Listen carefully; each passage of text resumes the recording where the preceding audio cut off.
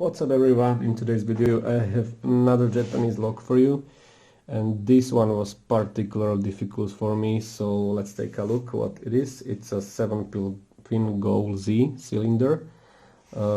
It's very similar in terms of its pins and design to ASSA 700, but in my opinion it's more difficult, and let me tell you why. Let's go through the pins first. So for key pins we have 7 torpedoes, and torpedoes are your enemies, because if you overset a torpedo you're not going to just release it in order to continue the peak. You will drop also everything else because of this neck, and these torpedoes are wider at the top, and if the shear line gets trapped under the wider section you are done for the peak, so you need to restart. So 7 torpedoes. For the drivers we have gin bottle spools. Okay, so gin bottle spools are made to work with countermilling, and there is countermilling. I will show you in a second. There are like these normal looking gin bottle spools, and then we have these somewhat different looking gin bottle spools that also get trapped into the milling, but they have kind of a larger this lip, or wider, not wider but taller. This lip is taller, and when this part makes its way through the milling it gives you a very big amount of counter rotation, and you have to be extremely precise with how you are releasing tension, because you might also drop lots of stuff. So these two are an extreme pain in the ass. And I personally had one standard pin in chamber 2. I think that it's because of this low cut. This chamber is a very low cut, or low lift, let me say. So I suspect that the Goal uses these standards for these particular low cut chambers.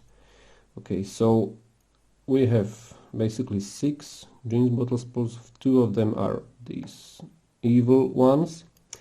So let's take a look at the plug, because there's a lot to talk about, and that's where the magic happens. Okay, so we have, of course, countermilling in all of these chambers. Every single chamber is countermilled. This countermilling is very deep. Maybe you can see the bottom of it from this angle. And it works just magically. The gins get trapped there, and you just have to bounce them out of there by technique that are very well known from the ASSA 700. But this plug also has overmilling, and it's this extra step at the top, and after you get all the pins of the countermilling you will have to deal with this overmilling, and that's another very annoying part.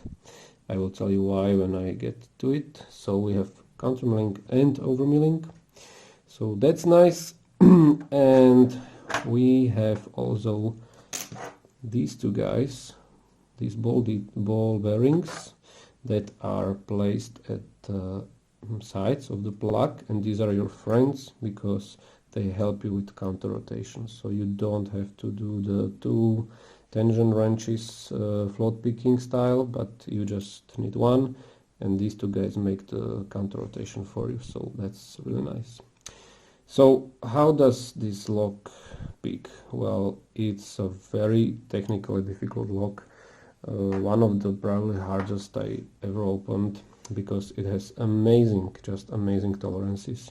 Maybe the best I have ever seen in a lock. I don't think I ever encountered something like this.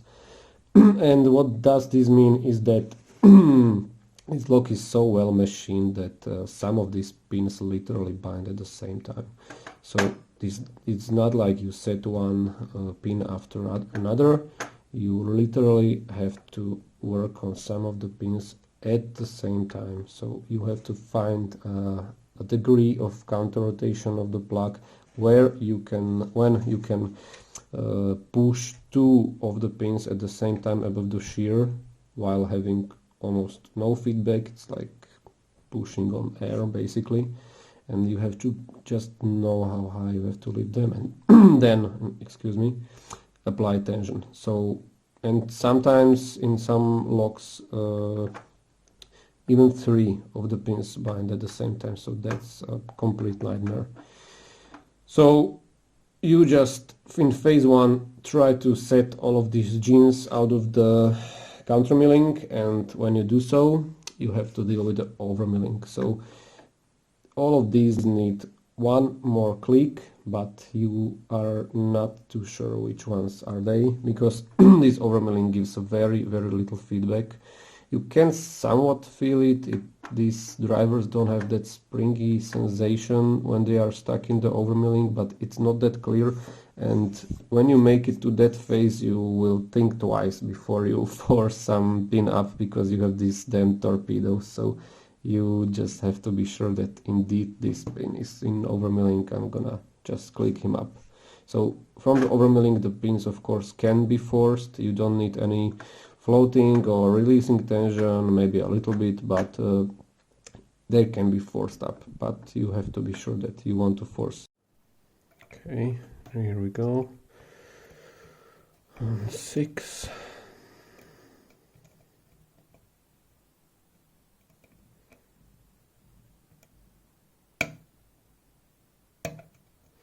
5.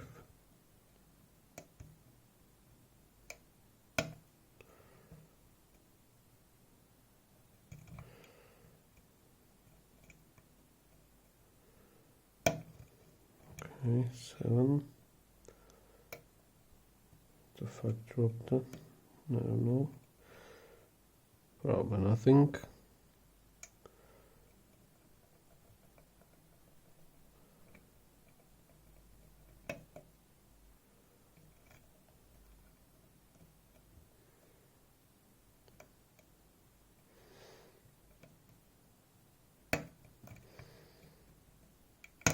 Okay. It was 7 and 3. Now 1.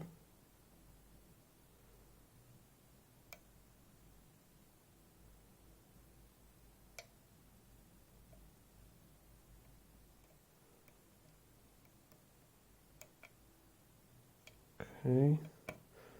3, 4, 5, 6, 7.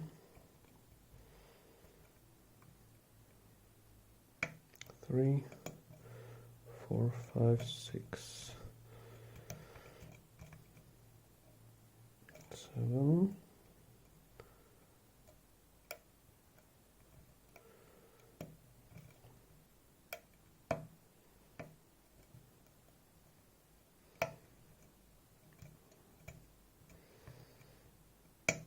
I think all of the pins are above the milling, so now just need to deal with the overmilling, which can be a lengthy process because it's really weak on feedback. Plus 3.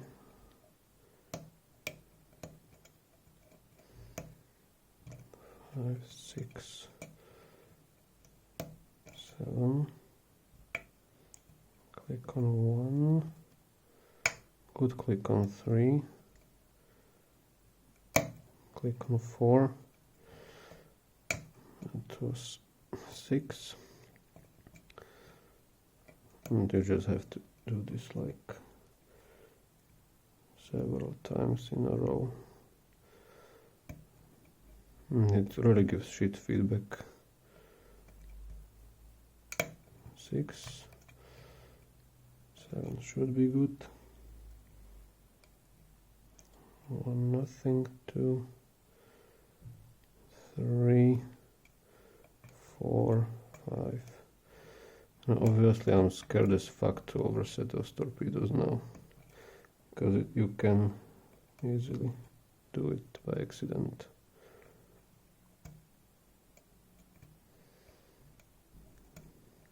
So this may take a while, but I'm gonna take my time.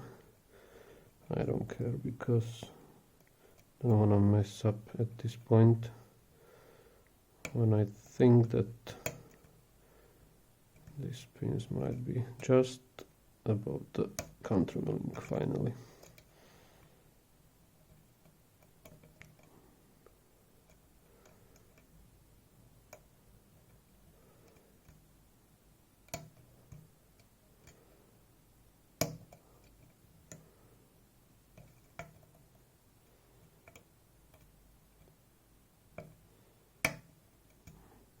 Getting some better clicks now.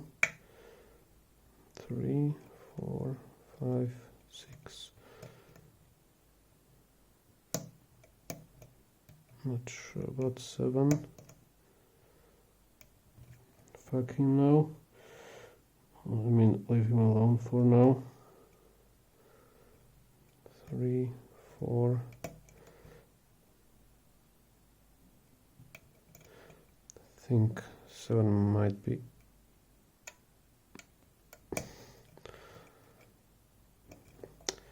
I don't know. I just dropped some stuff. Okay, click on 2, nice co-rotation.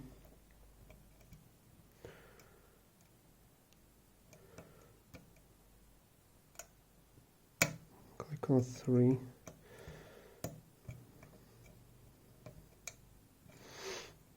Dropping a lot of stuff all the time while doing this, but I'm just scared to overset something. Come on, I will get there. I will get there, but this overmilling, that's just too much for me at the moment.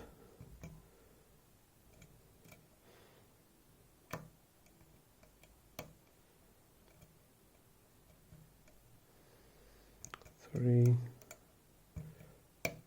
Some click on 4. Not sure about 7. I'm really not sure. Okay, maybe this was a good click on him.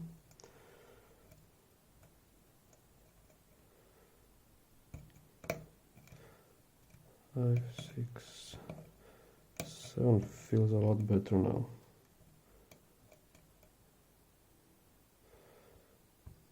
Nothing on 2 just yet.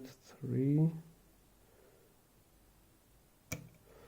3 feels like it's not out of the overmilling. Okay, now he might be.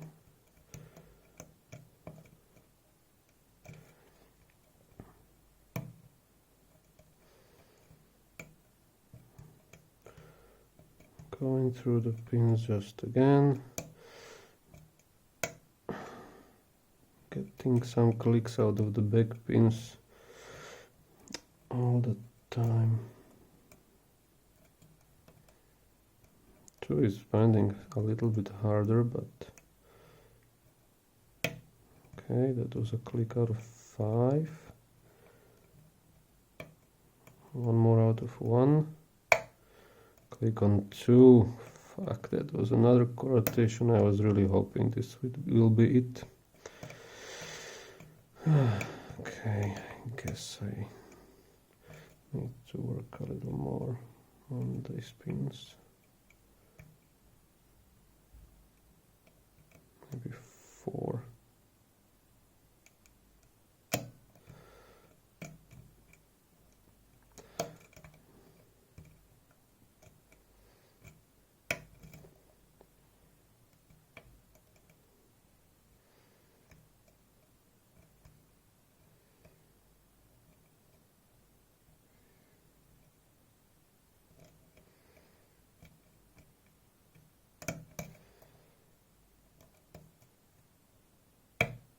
Oh, there we go.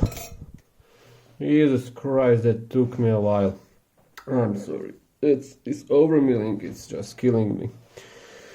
Okay, we got the log open. Finally. That must have been very boring for you. But yeah, I was just not letting go at that point. I got too far to stop the big... Wow. Okay, I'm really relieved right now because this log took me a while to learn.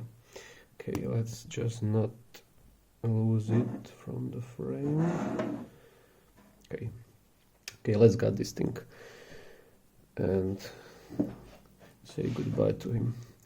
Alright, so these are just 2 screws and the back. Okay, and they are thread locked when you buy this lock new, so there's some, I don't know, some glue inside of this screw chambers, so you need to really force it out of there. Okay, a little bit shaking, a little bit sweating. Okay, there's a little ball for whatever reason, like in here, so just remove that thing. Okay, and now we can remove the plug.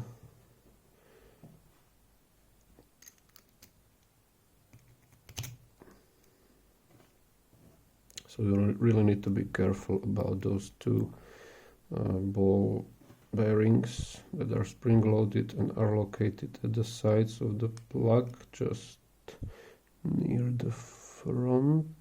So I'm catching them right now. Okay, got them. So release the spring tension. There's 1 and there's 2, and they're springs.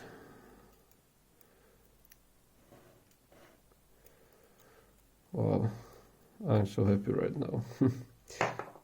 It did not turn out that nice, the whole pick, but I'm definitely keeping this video. Okay, so just removing the key pins now. Again, failing to hit the the grooves I want. Again, a miss. Can we hit 6? Oh, we can. That's 1 point for me. And 7. Okay, that should be it. So this goes out. And now the drivers. This is the front. Okay.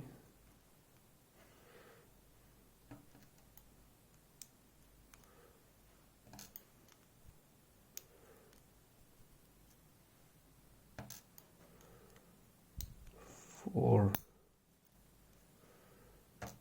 and 5.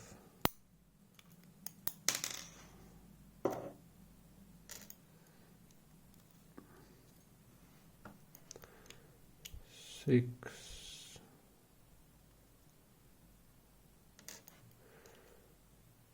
And the last one goes out.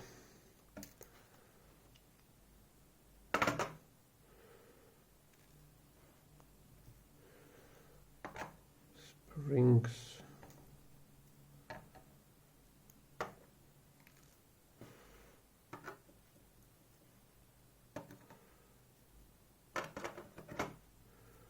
Okay, I think that's it for the gutting. Let's do a little close-up on everything. We have the pins, the plug,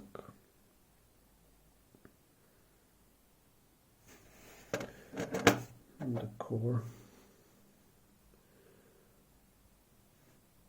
Okay, and some more stuff in here. Okay, that's it for today. Thank you guys for watching again if you made it past this point, and see you next time.